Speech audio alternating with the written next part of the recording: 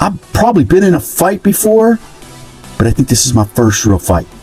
Knife life is, you never know when you're going to get a knife that's going to fly out of your hand and stick in your foot. It's kind of like life. Life is tough. It's tough out there, man. There shouldn't be any kids watching this video. I don't select that filter because this is for adults. This is Adult Swim. You ever go swimming when you're a kid at the public school, public pool? You ever go to the public pool? Yeah. Public pool, you learn a lot at the public pool when you're a kid.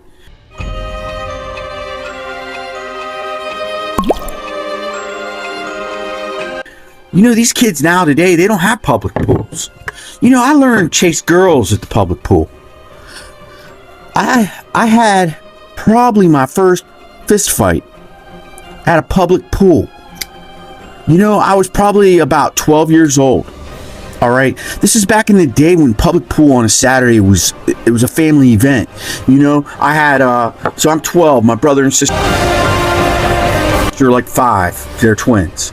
And they're with my dad and my mom across the other side, and they've got a towel over on the other side. And then I'm over playing in a little grassy area, big grassy area actually, with all my buddies.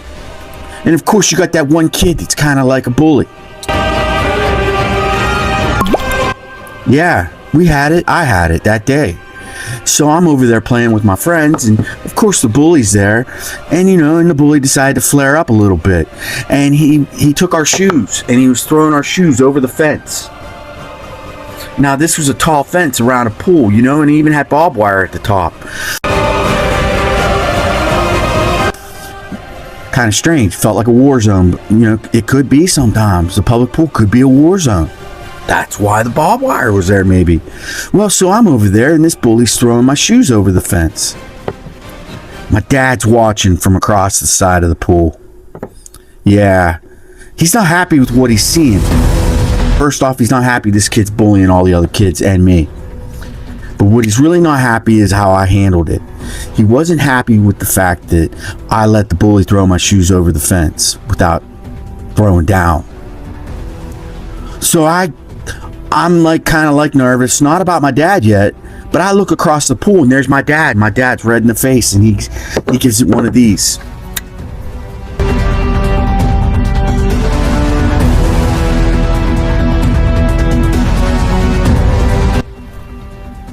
I knew what that meant. Get my ass across the other side of the pool. Go talk to my dad because he's not happy, obviously, because he did the jerk of the hand. He snapped too.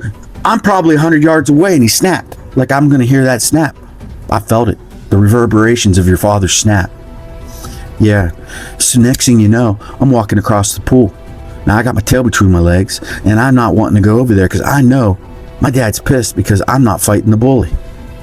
Now my dad was, it's an undefined situation between my father and I. Yeah, he's a complicated man. I'll leave it at that. Now I'm going across the pool.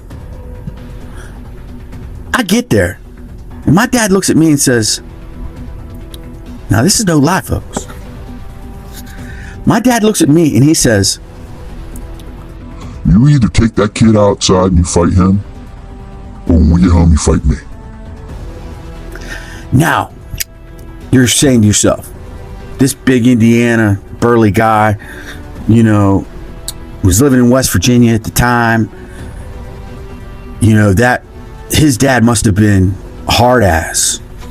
No, my dad wasn't a hard ass. Now, he was a hard ass. Now, he did it with looks, gestures, mannerisms. He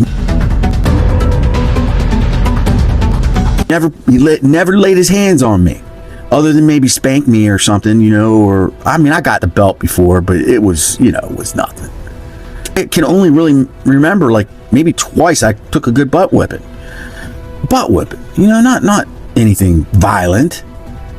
I put my dad on 1 to 10 execution of discipline. On a 1 to 10, 10 being severe, my dad was like a 2, maybe a 3. Now, his mannerisms and his gestures, he was a 9. Yeah, when he went like that, I went, what are you doing? Talking through his teeth like this? Get over here. What are you doing? Sit down. Yeah, that was a 9, maybe a 10 sometimes. And I was scared. Yeah, and he never even had to lay a hand on me. He had me scared. And it was a necessary evil. It was something that needed to happen, you know? But he gave it a, get over here, if you don't take him outside, me and you are going outside. So my dad's never, you know, he didn't put the boxing gloves on me. He's never smacked me around. He's never done anything like that. But man, I felt that as though if I left that pool without fighting that bully, it was going to be a long night with me and my dad. So I have one of two things to do now. You know, you're 12 years old, man. That's a tough barrel to look down. You know, you're looking down the barrel of your dad's gun, and then you got to look back at this bully, you know, and thank God the bully wasn't a total maniac, but he wasn't, you know, he was a bully. So I got to turn around. I got to walk back over. Now everybody's like, you know, you know, your dad called you over. What'd he say? And I'm like, you know, so now I got the bully over in my face, and he's like, oh, his daddy wants you to go get your shoes. You know, the Andrew Dice Clay voice. Does daddy want you to go get your shoes? Yeah. Shoves me. We're inside the pool area, you know, that's not, you don't do that, because if you get kicked out of the pool, you can't go back and go swimming for a week or so. Nobody messed with that. No, so you don't fight in pool grounds. You got to go outside and fight. Yeah, I told you, man. Where I grew up, it was the Thunderdome. I'm telling you right now, my parents are on the other side of the pool telling me to go fight.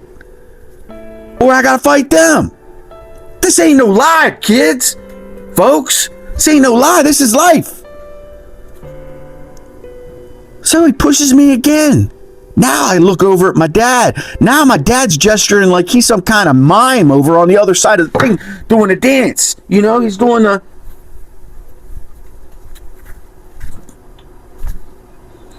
I know what that means. Shoot.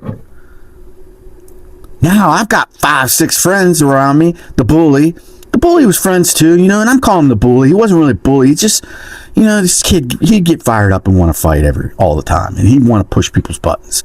But we all liked him too, so whatever. Now I gotta like, okay, man, let's do this. And he looked at me and went, what? And I saw it. It was that moment. It was that moment of enlightenment. And I'm like, what did I just see? Because I don't know, it's my first time in this situation. And I go, what did I just see? I saw a glimmering light of hope. I saw it. And I was like, I got confidence. That light gave me confidence. And it gave me power, it gave me strength. I saw a glimmer of light. I saw a glimmer in that bully's eyes. And he was like, taken back. He was like, whoa, I've gone in too far. I've stepped too far into this pile of poop. Now I got a shovel. That's what he said, and I saw it. And there was not one word spoken. It was all between our eyes. A little hesitation. You know, it was like playing poker. We were playing poker. I called his bluff. He's standing with bad cards. I go, let's go now. Let's go outside. He's hesitating. I feel the confidence growing. I feel power building. I'm still scared. Scared shitless. I've probably been in a fight before, but I think this is my first real fight. My first real fight. This was like a crowd. My friends, the bully, my dad, my mom, my brother, my sister. The whole town was at the pool. We walk outside. We go by the bicycle rack. Yeah, there used to be bicycle racks everywhere.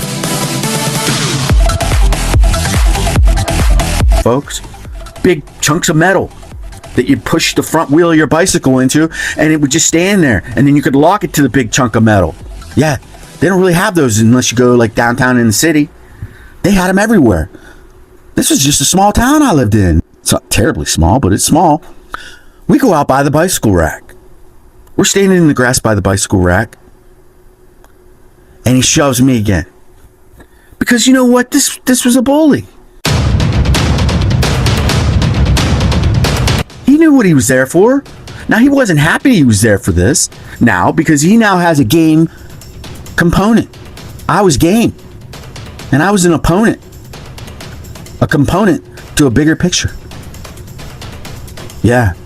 This was burgeoning new ground. Burgeoning ground. Why am I using burgeoning? Whatever. This was new grounds. For me, Dick Ritchie. He shoves me again. I look over at my dad. My dad gives the universal signal for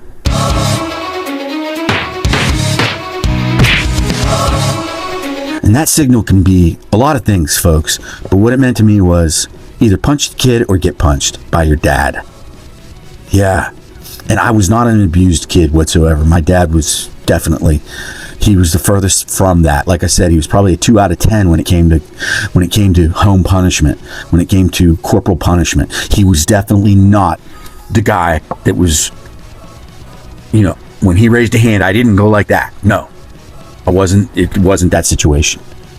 He was just a very firm dude. He could be an intimidating fella. How about that? All right, so now I'm by the bike rack. I look over. He gives the... I'm emotional. I'm a 12-year-old emotional kid. I'm not crying emotional. But I'm feeling all the senses of life. I'm feeling this is what it all comes down to. I hit the kid. I hit him hard. I hit him in the face, and he goes back about 3-4 steps into the road. We were in the grass by the bike rack, and he's in the road now. And he's now looking down at his hand, looking for blood, because he just reached up by his eye where I punched him in the face. And he's looking, what's going on? I just got smacked in the face really hard by this kid. And this kid's not tough. I've never seen him fight. I was pushing him around a minute ago, throwing his shoes over the fence, watching his daddy yell at him. And next thing you know, this kid smacks me in the face with his fist. And I'm in the middle of the road. What do I do? Now he's coming at me. I'm going at him. I'm like a shadow wolf. That's it. I'm a bear.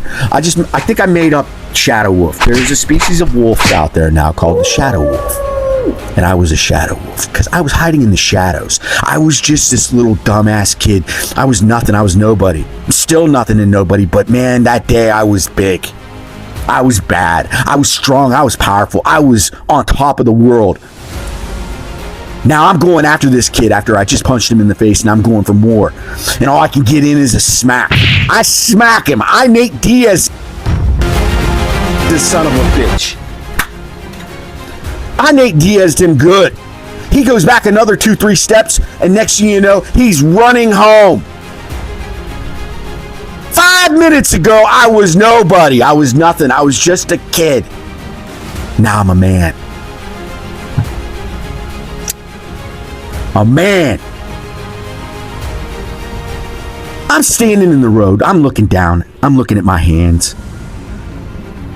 I hear cheers. I hear applause. The whole pool watched me stand up to a bully. My family saw me stand up to a bully. My dad, my little brother and sister, they're 5. I was 12. I'm 7 years older than them. My dad, my mother. My dad was so proud. May have been the only time or the biggest time he was ever the most proud of me. Yeah, now I'm in West Virginia and I'm fist fighting at the pool and the whole town's watching me. How does that happen? I mean, that's like going from, I don't know, elementary school football to the NFL in one day. There I am. Sending a bully, going home crying. Yeah. I mean, I was a hero that day. People saw what I did. Other kids saw. They knew what was going down. My dad, for the first time, was like, hey, just maybe my kid's not going to be a sissy his whole life. Because I could be kind of soft. You know what I mean? Like I said, I grew up in beach states. Just chilling. Up until I was 10 or 11. Next thing you know, I'm thrown to the shadow wolves of West Virginia. I was a shadow wolf, though. I was a young Sigma male is what I was. Google that. I don't know how I got where I got, but I got there. And you got a little taste of the early me when I was 12 years old at the public swimming pool in West Virginia. Yeah, the good old days. Fun Dip. Remember Fun Dip? Yeah, that was a big thing at the pool.